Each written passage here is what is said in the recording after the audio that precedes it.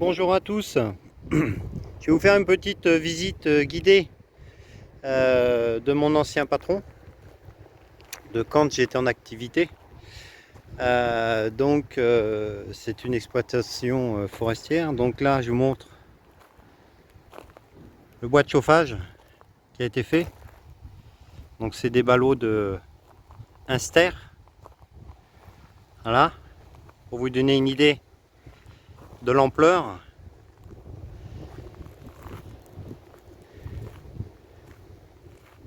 Alors c'est du chêne et il y a un peu de hêtre. Par contre, je sais pas si mon appareil va dézoomer assez quoi. Voilà, ça c'est un peu de bois. Il y en a encore au fond là-bas. 1300 stères. Donc il y a du 2 mètres, il y a du 1 mètre. Et par là, c'est les piquets. C'est les piquets. Et là, c'est des petites bûches de Noël, on va dire ça comme ça. Bon, avant que je me prenne les pieds dans un bout de bois, je vais vous parler de la bûche de Noël. Voilà.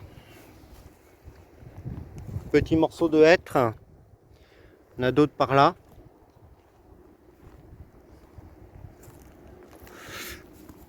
Donc j'ai toujours plaisir à venir ici, à me promener. Enfin, me promener, façon de parler, pour moi c'est un plaisir, même si c'est avant tout un lieu de travail. Donc voilà. Tout ça, c'est du bois de chauffage. Encore du bois de chauffage. Et puis, là, les piquets, quoi. Donc, il est en train de rentrer les piquets. Il a, je sais plus, il m'a dit un truc de malade en piquet, du genre 3-4 000 mètres cubes à rentrer. Donc voilà. Allez, on passe à la suite. Bon, là, je travaille sur cette petite machine. Alors, qu'est-ce que c'est? En fait, c'est un scieur, un combiné scieur avec un tapis évacuateur pour charger les morceaux dans le camion. Donc, ça coupe à la mesure que vous souhaitez. On pose le morceau de 1 mètre ici et ça coupe tout seul et après, c'est évacué sur le tapis. Alors, je suis en train de réparer le tapis puisqu'il y a des morceaux qui sont usés. Et aussi, je viens de réparer la rampe. Pourquoi? Parce que à force que le tapis passe, ça s'est usé. On le voit ici, là. Et donc cette partie-là n'existait plus. Et c'est ça qui rappelle le tapis. Donc là, moi j'ai mis 2 cornières boulonnées. Comme ça, s'il y a une usure, c'est plus facile de remplacer les cornières. Donc c'est les 2 premières. Alors aussi, petit souci, donc là c'est là où il y a la lame, une lame de 70 carbure. Il y a eu un petit problème avec le vérin et le système ici là, tout s'est ovalisé. Bref, faut tout remplacer. Et j'ai changé le tapis, ce tapis là. Alors c'est un peu la misère à changer. Il a fallu défaire les tendeurs, des tambours là, de chaque côté. Et il a fallu changer la petite réglette ici qui permet de caler le tapis. Pour changer cette petite réglette, j'ai dû démonter des boulons là pour pouvoir retirer la table, pour pouvoir accéder au boulon de la réglette. Donc voilà. Et là, il me reste plus qu'à régler le placement du tapis. C'est-à-dire qu'en fonction qu'on tend le rouleau plus ou moins, le tapis se déplace. Donc il faut le régler et il faut être 2 pour régler ça. Parce qu'il faut le mettre en route, pas à fond forcément, coup à coup, et puis régler au fur et à mesure. Et j'ai rebranché un petit tuyau comme ça. Alors c'est quoi ces petits tuyaux? En fait c'est le graissage automatique. Et sur ces petites durites, il y a une olive qui se sertit quand on boulonne. Donc comme il a fallu récupérer l'olive, je me suis amusé à limer pour repasser l'olive sur le tuyau et pouvoir tout remmancher. Donc ça, c'est le truc du moment. Qu'est-ce que j'ai fait d'autre? Ah oui, la hantise. Sur cette machine tractopelle, l'année dernière, en pleine Cagna, j'ai changé toutes les durites hydrauliques, toutes celles-là, qui vont dessous, etc., etc. Donc j'ai remplacé toutes les durites. Et cette année, il a fallu refaire les vérins. Refaire toute l'étanchéité des vérins. Alors celui-ci, je l'ai laissé sur la machine. Et avec l'élévateur, on a pu le déboîter parce que c'est trop lourd à manipuler. Donc, ça a été remonté. Je vous montrerai quelques photos. Et il a fallu faire aussi les vérins de pied. C'était un enfer parce qu'en fait, le vérin, il est dans un fourreau. Et donc, il a fallu rattraper le vérin du fourreau. Et forcément, le vérin, il était grippé. Donc, bon, voilà. Allez, à la prochaine.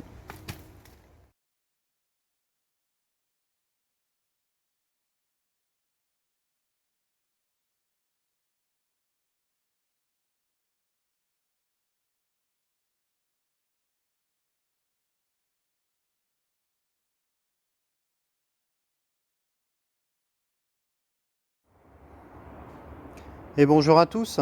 Je vous ai amené avec moi sur un petit chantier qui est en théorie pas compliqué, mais bon, sur les vieilles machines, c'est toujours compliqué. Alors, le but de la main d'œuvre, ce serait de changer ce morceau là du collecteur. Donc c'est un coup d'échappement qui permet de remonter l'échappement et une courroie. Alors c'est une machine sur laquelle j'ai déjà intervenu pour faire du dépannage. Il a fallu trouver une durite comme ça coudée là d'admission parce que elle était fendue, elle avait cuit avec l'échappement. Qu'est-ce qu'il a ce coude? Ben, en fait il est pourri à la base et il y a tous les gaz d'échappement qui passent sous le capot, c'est pour ça que c'est tout croûté comme ça là. Qu'est-ce qu'il a fallu faire? Ben, il a fallu démonter tout le devant, la gamelle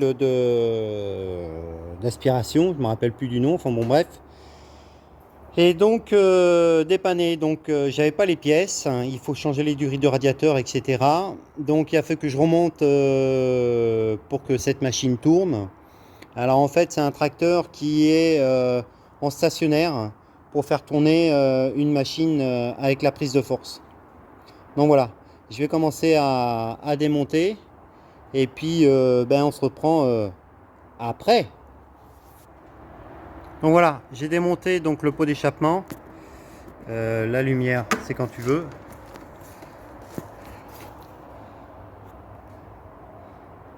Bon, voilà. Le tube, il est bien mangé. Voilà, on voit mieux. Le tube est bien mangé, il a été ressoudé, réparé. Enfin bon, ça tient plus et ça fuit. Et en même temps, je vais changer le pot d'échappement. Allez, on va continuer.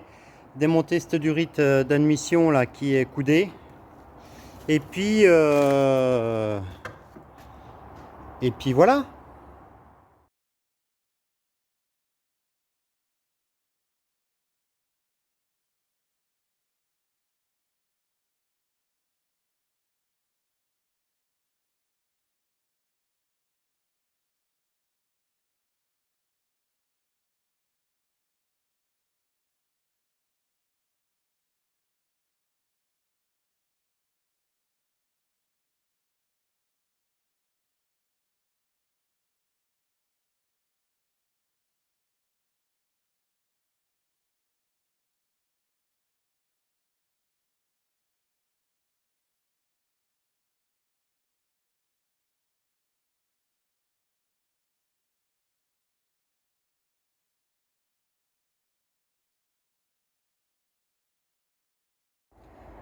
Donc voilà, j'ai démonté la durite d'admission.